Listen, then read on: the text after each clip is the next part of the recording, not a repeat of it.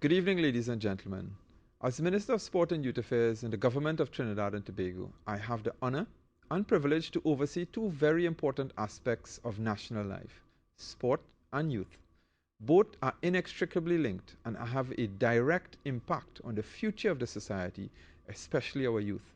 For this reason, the government continues to make significant investments in sport and youth development on behalf of you, the citizens, and in keeping with the national goal Vision 2020.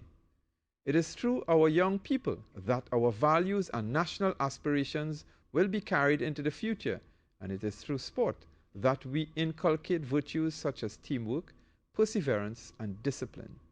Sport has always played an important role in the development of the people of Trinidad and Tobago. Through the steadfast support of the government, sport and youth development continue to grow from strength to strength. It has been a journey, and along the way, as a nation, our young citizens have caused us on many occasions to pause and celebrate their achievements on the world stage. We were dazzled by the gold medal triumph of the great Hazley Crawford, mesmerized by our world champion netball team in 1979, held our breath as Brian Charles Lara broke world records not once, but twice. The electric atmosphere of joy enveloped us all when our soca warriors qualified for the FIFA World Cup.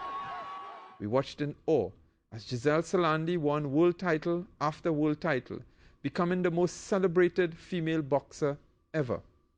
Richard Thompson and our relay team caused much celebration. And recently, Rene Kwao, Josanne Lucas, and our national cricket team sparked celebrations in recognition of the achievements of our young citizens on the world stage. These are just a few of the many names and achievements in an extensive list. In recognition of this rich legacy, the government is pursuing a progressive sport policy with you, the citizens, at the center. Sport is seen as an important catalyst for youth development, community mobilization, and nation building. As a result of this, several new programs were introduced and they have already begun to bear fruit, both locally and on the international scene. One such initiative is the highly successful Elite Athlete Assistance Program. The government's intention is to single out our young talented citizens and nurture them to become the best that they can be on the road to world recognition. This program will be expanded this year to include an even larger base of talented citizens. The government continues to invest in various national teams to aid in their development and preparation in accordance with our funding policy. In addition, the government has provided scholarship opportunities to citizens of Trinidad and Tobago in several important areas of modern sport. It is the government's desire to impact positively on you, our citizens, and effect meaningful, rewarding changes in your lives through sport and youth development. In terms of physical infrastructure, the government has poured significant funds into the construction and upgrade of sporting facilities throughout Trinidad and Tobago. The Hazley Crawford Stadium and the neighboring Jean Pierre Complex have been extensively refurbished and upgraded. In addition, from Maruga to Barapore, to Chaguanas to Diego Martin, to Shore Park in Tobago, the government, through the sport company, has renovated several community sporting facilities as part of a commitment to building sporting activities at the community level. In this regard, we have also staged several innovative sporting programs in collaboration with community-based organizations.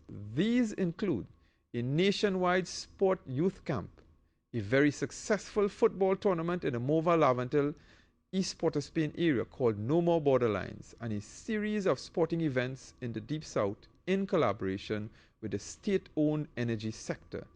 This year, we will implement 88 sustainable community sporting programs throughout the length and breadth of the entire country.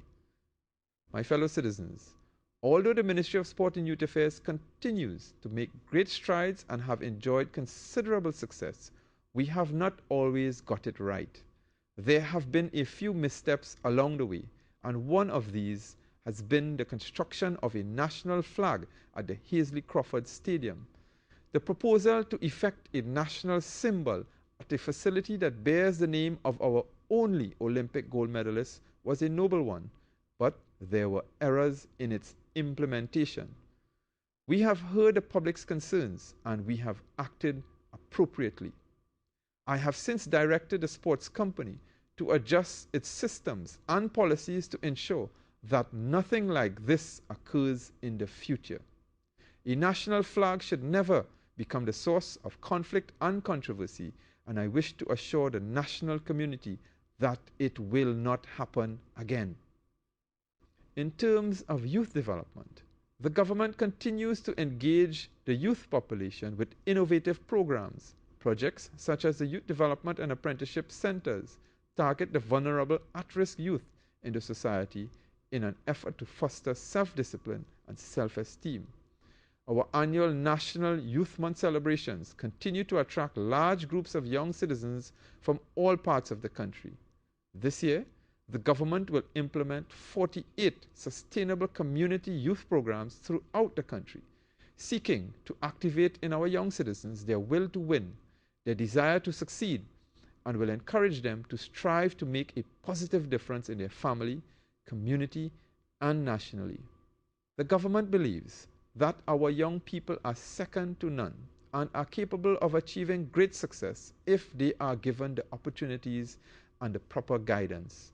Therefore, the government is committed to the youth of the nation and will continue to ensure that they achieve their full potential, whether they are discovered in Port of Spain like J. Hugh Gordon, in Barrackpore like Darren Ganga, in Tobago like Josanne Lucas, or in Labrie like Rondell Sorello. As we look to the future, it is clear that we are on the verge of a golden era of sport in Trinidad and Tobago. The many successes that we have enjoyed in the last 2 years are just the tip of the iceberg, and the best is yet to come. Just recently, the ministry finalized a comprehensive and systematic plan for the future development of sport entitled The Way: Pathways to Sporting Excellence. It is the culmination of almost 2 years of research by a group of the nation's foremost sports thinkers, and it will build on the solid foundation that has been laid by the government since independence. I am confident that this new plan will take Trinidad and Tobago to the highest levels of international sporting glory. As citizens, we will all benefit from the many accolades and titles that will be achieved by our sportsmen and sportswomen on the world stage in the near future. To make this a reality, we understand the need for a plan that begins at the level of the school and community and progresses systematically to the highest levels of sporting achievement. It provides for the development of all the major partners in modern sport: athletes, coaches, administrators, and sport professionals. It also defines the roles and responsibilities of each stakeholder: the NSOs, the ministry, the sports company, and the sports commission, which will be established shortly. Ladies and gentlemen, in terms of sport and youth development, the government's programs and policies have produced positive results and impacted the lives of the citizens throughout the nation. However, we recognize that more work needs to be done, and the government is aware of its sacred responsibility to you, the people of Trinidad and Tobago. I wish to assure the national community that we shall not shirk this responsibility. Working together with communities, youth groups, schools, as well as our national sporting organizations, I have no doubt that we will scale even greater heights in the months and years ahead. I thank you, and may God bless you all.